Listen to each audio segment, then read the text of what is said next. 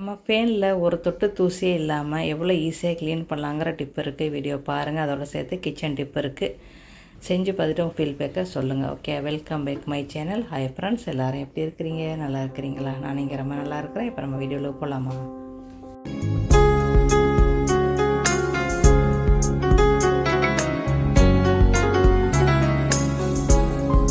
அதுக்கு ஃபேனில் அழுக்கு படுறது அப்படின்னா, எந்த அளவுக்கு நம்ம ஃபேனை யூஸ் பண்ணுறோமோ அந்த அளவுக்கு அழுக்கு கண்டிப்பாக படும். நம்ம வாரத்துக்கு ஒரு முறை நான் ஏற்கனவே சொன்ன மாதிரி கூட்டுமாரை வச்சு நீங்கள் அடித்து விட்டிங்கன்னா நீங்கள் ஒரு 3 மாதத்துக்கு ஒரு தடவை தொடச்சிக்கலாம். ஒரு வாரம் நீங்கள் அந்த இதை கூட்டுமாரை வச்சு அடிச்சு விடனாலும் ஒரு தூசி நிறைய விதம் அந்த மாதிரி 2 வாரம் ஆச்சு அடிச்சு விட்டு. அதுக்கு என் வீட்டுக்காரங்க நீங்கள் துடைக்கிறேன்னு சொன்னாங்க. அவங்க எடுத்துக்கிற முறை கொஞ்சம் ரொம்ப ஈஸியாக இருந்தது. உங்களோட வீடியோ ஷேர் பண்ணுறேன். நம்ம டீ-ஷர்ட்டு யூஸ் இல்லாதது நம்ம போட்டு பழசு தூக்கி போடுறது, அதை கையை மட்டும் கட்டி பண்ணிட்டாங்க. நான் முழுக்கையோட டிஷர்ட் எடுத்துருக்குறாங்க. ஓகே, இதை வச்சு இன்றைக்கி நம்ம ஃபேன் க்ளீன் பண்ண போகிறோம். ரொம்ப ரொம்ப ஈஸி. இப்போ வீடியோவில் போகலாமா? அதுக்கு தேவை முழுக்கையோட டிஷர்ட்டுடைய அந்த கை வேணும். அதுக்கப்புறம் நம்ம எதை வச்சு துடைக்க போகிறோம்னா, இன்றைக்கி ஷேம்பு லிக்விட் எதுவுமே போடல. இன்றைக்கி நம்ம வெறும் சோப்பில் எண்ணெய் வச்சு, அதாவது கம்ஃபோர்ட்டை மட்டும் வச்சு ஒரு பேக்கெட்டை வச்சு நம்ம க்ளீன் பண்ண போகிறோம். இந்த மாதிரி க்ளீன் பண்ணாலும் உங்களுக்கு தூசி உங்களுக்கு சீக்கிரம் உங்கள் ஃபேனில் ஒட்டாதுன்னு சொல்லுவாங்க. ஓகே, அதுக்கு இவங்க எடுத்துருக்கிறது 2 கையில் உள்ள இது எடுத்துருக்குறாங்க. ஒன்றை காஞ்சி போய் வச்சுருக்கிறாங்க, இன்னொன்று ஈரமாக்கி வச்சுருக்குறாங்க. இதைத்தான் இப்போ நம்ம நல்லா நனைச்சி கையில் மாட்டிக்கிட்டு நான் துடைக்க போகிறாங்க. நல்லா தூசி நல்லாவே போகுது. ரொம்ப ஈஸியாகவே இருக்குதுன்னு சொன்னாங்கப்பா. ஓகே, ஆனால் இதுக்கு நம்மளுக்கு கண்டிப்பாக சின்ன ஒரு ஏணி நம்மளுக்கு வேணும், இல்லைன்னா ஒரு சேர் எதுவும் வேணும் இந்த முறைக்கு.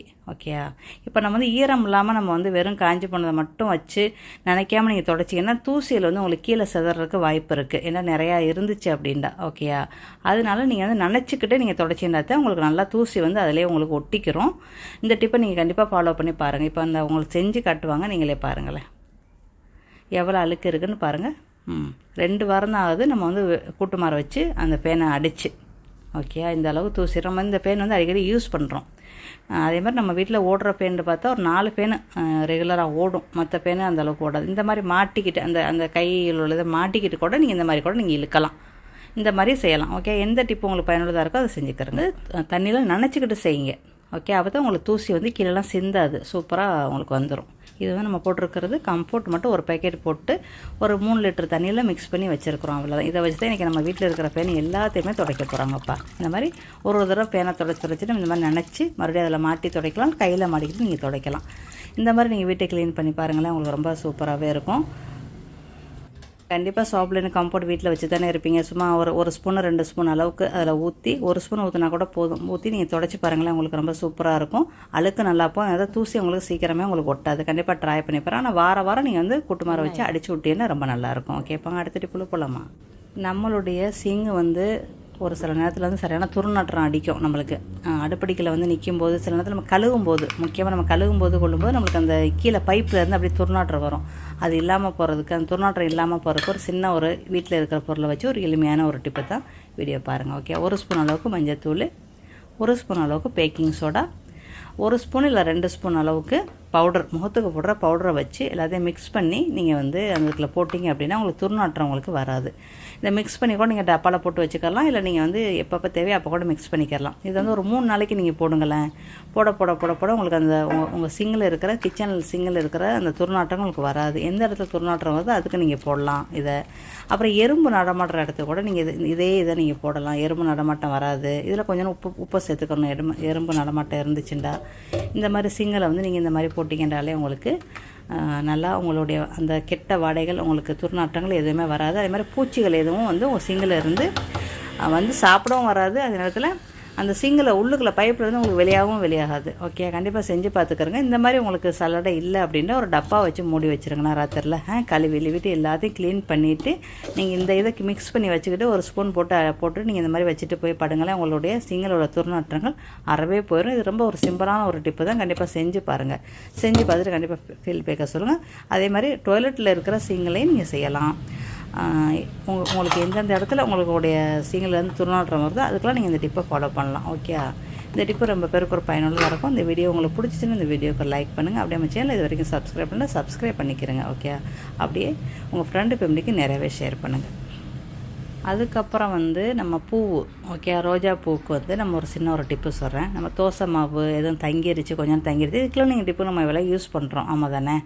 இதில் வந்து நல்லா தண்ணி ஊற்றி நல்லா ஊற வச்சு, ஒரு ராத்திரிக்கு ஊற வச்சு நீங்கள் உங்கள் செடிகளுக்கு இந்த தண்ணியோட இன்னும் ஒரு 3 மடங்கு தண்ணியை நீங்கள் மிக்ஸ் பண்ணி உங்கள் செடிகளுக்கு கொடுங்களேன். ரோஜாப்பூ செடியும் சரி, மல்லிகைப்பூ செடியும் சரி, நல்லாவே பூக்கும்ப்பா. சரியா, கண்டிப்பாக செஞ்சு பாருங்கள். இதை எப்படி மிக்ஸ் பண்ணணும்னு நான் சொல்கிறேன். இந்த மாதிரி ஒரு வாளி இருக்குது, இந்த வாளியில் அதை ஊற்றிக்கிறங்க. ஓகேயா, இது ஒரு ராத்திரி ஊறிடுச்சு. ஊற்றிட்டு இதே வாளியில் ஒரு 4 வாளி தண்ணி இல்லை 3 வாளி தண்ணியை ஊற்றி மிக்ஸ் பண்ணி ஒரு செடிக்கும் ஒரு கப்பு கொடுங்க, போதும். உங்களுக்கு உங்கள் செடிகள் வந்து நல்லாவே பூக்கும், நல்லா துளிர் நல்லாவே வரும். ஓகே, கண்டிப்பாக செஞ்சு பாருங்கள். நம்மளுடைய சோப்புத்தூள் வந்து நம்ம பெரிய பேக்கெட்டாக வாங்கிடுவோம். டப்பாவில் கொட்டி பாதி தான் வைப்போம், பாதி எடுத்து வச்சு. இந்த பேக்கெட்டில் இருந்தால் உங்களுக்கு நல்லா வாசம் நல்லாவே இருக்கும். அப்படியே இருக்கும். டப்பாவில் போட்டு வச்சுன்னா கூட துறக்க எடுக்க உங்களுக்கு அந்த வாசங்கள் போயிடும். இந்த மாதிரி பேலன்ஸ் கொஞ்சம் ஒரு மாதத்துக்கு இல்லை 20 நாளைக்கு யூஸ் பண்ணுறது மட்டும் ஒரு டப்பாவில் போட்டு வச்சுட்டு, பேலன்ஸை வந்து நீங்கள் இந்த மாதிரி கிளிப்பு வச்சு இன்னும் ஒரு லப்பர் பெயிண்ட் வச்சு போடுறேன். இன்றைக்கி உங்களுக்கு கிளிப்பு வச்சு நான் சொல்லிக் கொடுக்குறேன். ஓகே, இப்போ 2 கிலோ 3 கிலோ அப்படிலாம் நம்ம வாங்கிடுவோம். 2 கிலோ 3 கிலோலாம் வாங்கிடுவோம். அப்படி வாங்கும்போது நம்மளுக்கு வந்து சோப்பு அந்த பேக்கெட்டுக்குள்ளேயே வச்சிங்கன்னா உங்களுக்கு நல்லா வாசமாக இருக்கும். அதுக்கு நீங்கள் வந்து நல்லா 2 கையும் வச்சு நல்லா மடிச்சுக்கிறங்க. உங்கள் விருப்பத்துக்கு நீங்கள் வந்து இந்த இதை வந்து நல்லாவே சுற்றி மடித்து, அந்த கிளிப்பு, நம்ம துணி காயப்படுற கிளிப்பு இருக்குல்ல, ஸ்டீல் கிளிப்பு இருந்தால் ரொம்ப நல்லது. அந்த மாதிரி கிளிப்பை வந்து நீங்கள் வந்து வச்சு விட்ருங்கப்பா.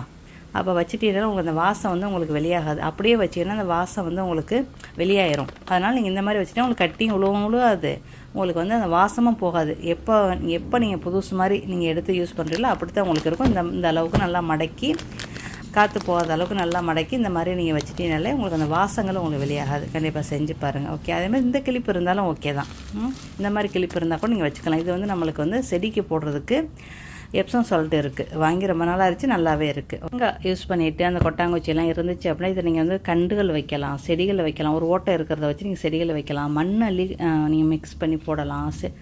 நிறையா மாதிரி இது செய்யலாம். தண்ணி அள்ளி ஊற்றலாம். நம்ம செடிகளுக்கு என்னென்னமோ செய்யலாம்ப்பா. அந்த கொட்டாங்குச்சியை தூக்கி போடாமல் வச்சுக்கிறோங்க. இப்போ நம்ம வீட்டில் உள்ள புதினாவை கட்டிங் பண்ணி உங்களுக்கு காட்டுறேன். ஓகே, அப்புறம் ஒரே ஒரு ப்ரெஸ் ஜூஸ் ஒன்று இருக்குது, ஒரு கிருமியான ஒரு ஜூஸு. வீடியோ ஸ்கிப் பண்ணாமல் பாருங்கள். நம்ம வீட்டில் உள்ள புதினா வந்து நம்மளுக்கு இவ்வளோ கிடச்சிருக்கு. ஒரு பிரியாணிக்கு நம்மளுக்கு போதும். ஓகேயா, இது எவ்வளோ ஃப்ரெஷ்ஷாக இருக்குது பாருங்கள். வாசமே அவ்வளோ தூள் பறக்குது. எந்த ஒரு உரங்களுமே போடல, மண் மிக்ஸ் பண்ணி வச்சது மட்டும்தான். இன்றைக்கி நம்ம வீட்டில் வந்து ஆப்பிளும் நிறையா கலந்துச்சு. இப்போ ஆரஞ்சு பழமும் கொஞ்சம் காஞ்சி போகிற மாதிரியே இருந்துச்சு. அதனால் 2 ஆரஞ்சு பழத்தை எடுத்துகிட்டு 3 ஆப்பிளை கட்டிங் பண்ணிட்டேன். ஓகே, ஆரஞ்சு பழத்தை தோலை உரித்து பீஸ் போட்டாச்சு. இதுக்கு நம்மளுக்கு தேவை வந்து மில்க் மேட் பால்டின், அதாவது டின்னில் இருக்கிற ஸ்வீட் பால்டின் 2 ஸ்பூன் வேணும். இப்போ உங்களுக்கு இந்த மாதிரி ஜூஸ் மிஷின் இருந்தால் நீங்கள் அதுக்குள்ள போட்டு எடுத்துக்கிறேன். இது வடிகட்ட வேண்டியதில் ஜூஸ் நல்லாவே வெளியேறும். இதுக்கு நான் வந்து இப்போ வந்து நான் தண்ணிலாம் ஊற்றலாம் இல்லை, ஜூஸை மட்டுமே வெளியாக்குறேன். வெளியாகி கடைசியில் எனக்கு ஒரே 50 மில்லி தண்ணியை மட்டும் அந்த மிக்ஸி அந்த பழ ஜூஸ் அரைக்கிற அந்த மிக்ஸிகளுக்கு ஊற்றி நான் வந்து வெளியாக்குறேன். அவ்வளோதான். 50 மில்லி தண்ணி மட்டும் தான் ஊற்றுருக்கேன். எல்லாமே ஒரிஜினல் ஜூஸ். எவ்வளோ ஜூஸ் கிடச்சிருக்குன்னு பாருங்கள். இதை நம்ம வந்து வச்சோம்னா நம்மளுக்கு அழுகி போயிடும்ல, நம்ம பிள்ளைகள் சாப்பிட மாட்டாங்க. அப்போ இப்படி போட்டு கொடுத்துட்டிங்கன்னா நல்லா சாப்பிட்ருவாங்க. இன்னொரு டேஸ்ட்டு கொடுக்குறதுக்காண்டி ஒன்று சீனி போடலாம், இல்லைன்னா மில்க் மேட் பால்டின்னு.